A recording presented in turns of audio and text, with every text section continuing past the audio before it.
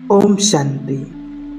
आत्मा पैदा नहीं होती है, आत्मा मरती नहीं है, फिर जनसंख्या क्यों बढ़ रही है? फिर जनसंख्या बढ़ने का कारण क्या है? जब आत्मा ना तो पैदा होती है और ना ही आत्मा कभी मरती है।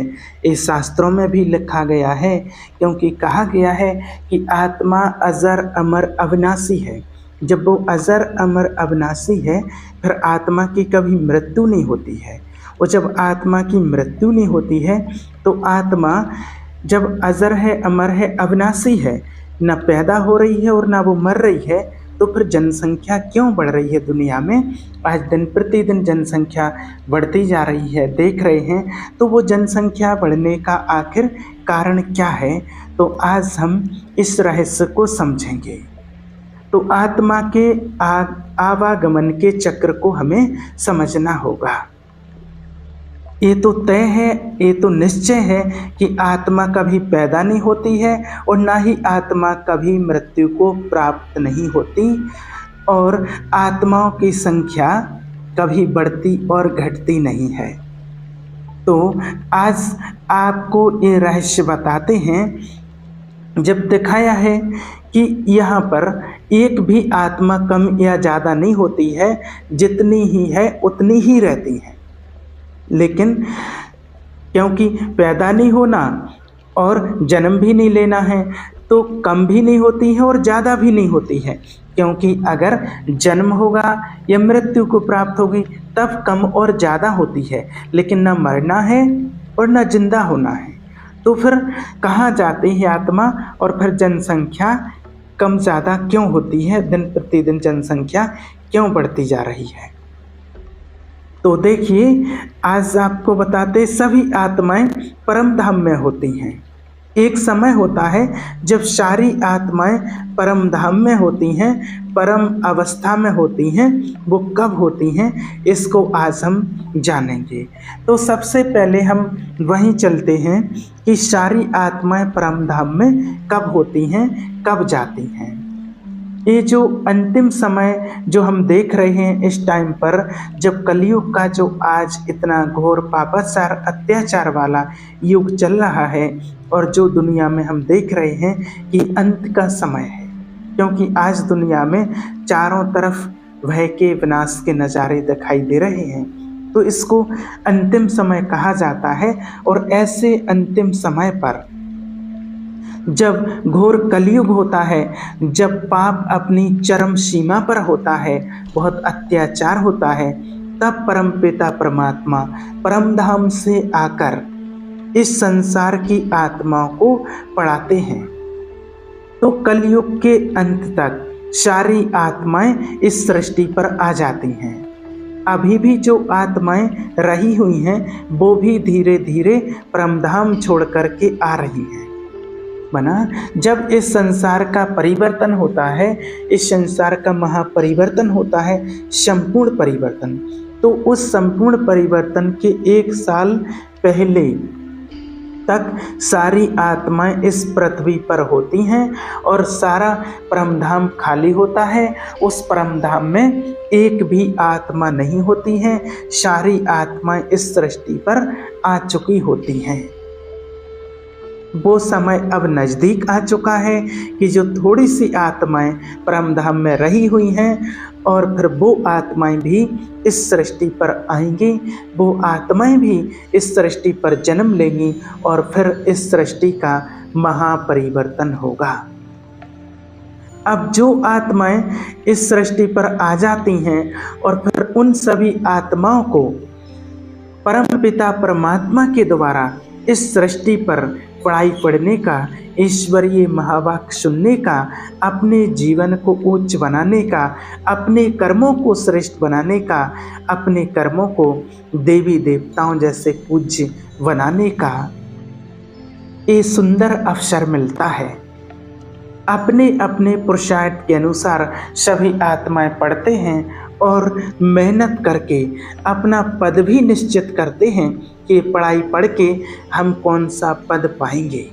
उसके बाद सारी आत्माएं एक साथ इस मनुष्य सृष्टि से सारी आत्माएं परम धाम में जाती हैं।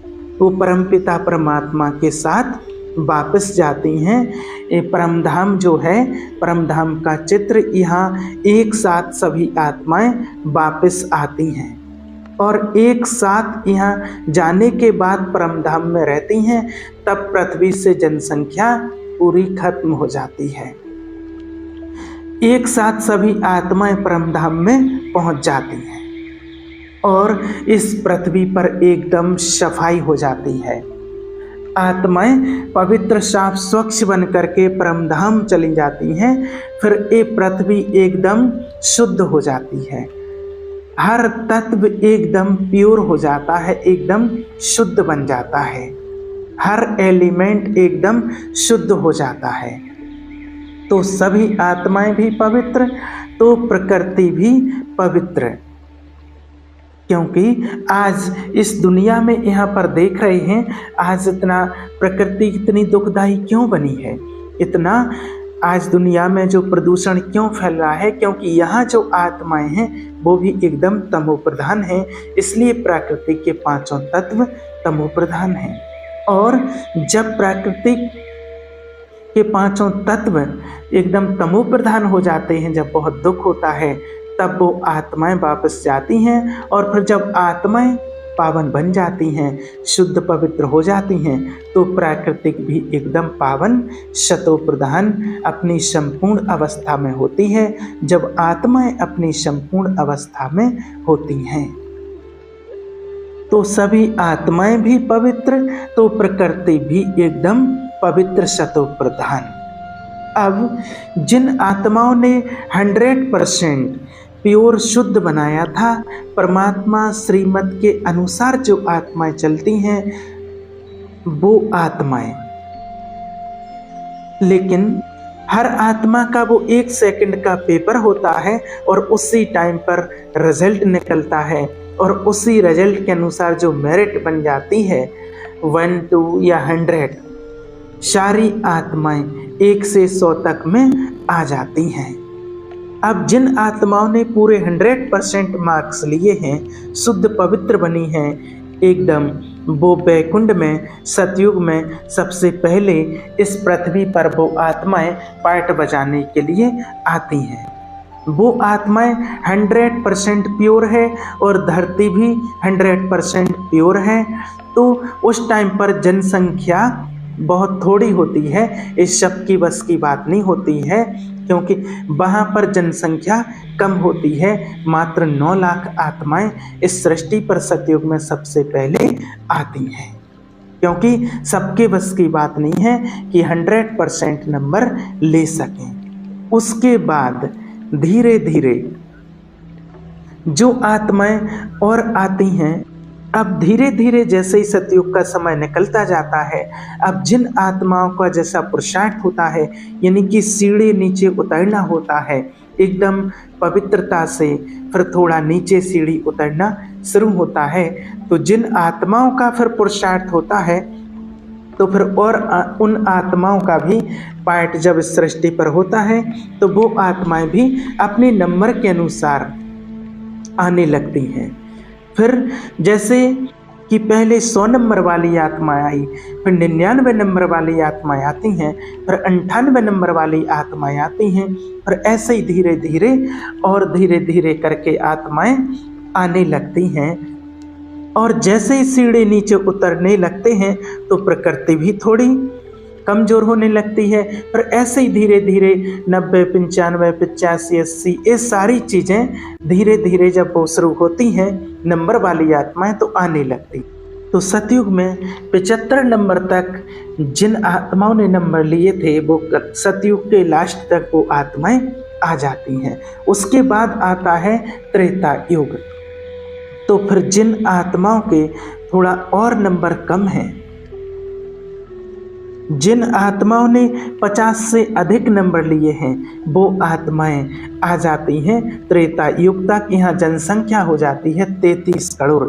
इसके लिए कहा गया है 33 करोड़ देवी देवताएं। उसके बाद फिर और कम नंबर वाली जो आत्माएं होती हैं 50 से कम तक, वो आत्माएं द्वापर युग तक आ जाती हैं।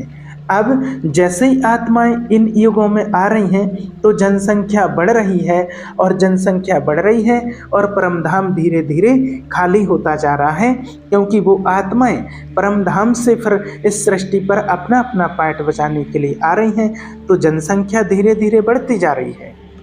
सतयुग में 9 लाख थी, त्रेता तक 33 करोड़, अब द्वापर युग तक तो और बहुत ज़्यादा जनसंख्या बढ़ जाती है और परमधाम खाली हो जाता है। फिर द्वापर युग के बाद आता है कलयुग। तो कलयुग शुरू होता है तो कलयुग में वो आत्माएं शुरू करती हैं आना जिनके कम नंबर हैं, जिनके 50 से भी कम 25 नंबर तक हैं, वो आत्माएं शुरू होती हैं। अब जैसे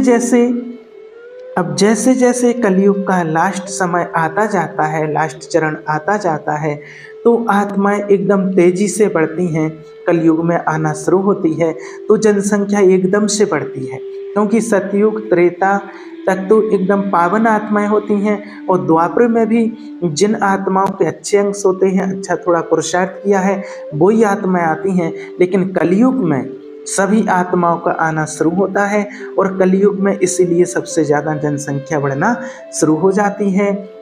और जब कलयुग का लास्ट समय होता है तब एकदम सभी आत्माएं वहाँ से आना शुरू हो जाती हैं। एक परमधाम से इस सृष्टि पर सभी आत्माएं आ जाती हैं, इसलिए यहाँ पर जनसंख्या एकदम से बहुत ज़्यादा बढ़ जाती है। तो आप समझ सकते हैं कि आत्मा ना तो मरती है और ना ही आत्मा कभी पैदा होती है। आत्माएं अपने एक्यूरेट टाइम पर आती हैं और अपने एक्यूरेट टाइम पर वापस जाती हैं। जनसंख्या क्यों बढ़ती जाती है? क्योंकि हर एक आत्मा को इस संसार में अपने अपने समय अनुसार आना है। इसलिए सतयुग और त्रेता में तो जनसंख्या कम होती है, द्वापर से जनसंख्या थोड़ी और बढ़ती है, और कलयुग के अंत तक जनसंख्या बहुत ज़्यादा बढ़ जाती है, क्योंकि कलयुग में सभी आत्माएं परमधाम छोड़ करके आ जाती हैं, इसलिए यहाँ जनसंख्या बढ़ती है। ओम शांति।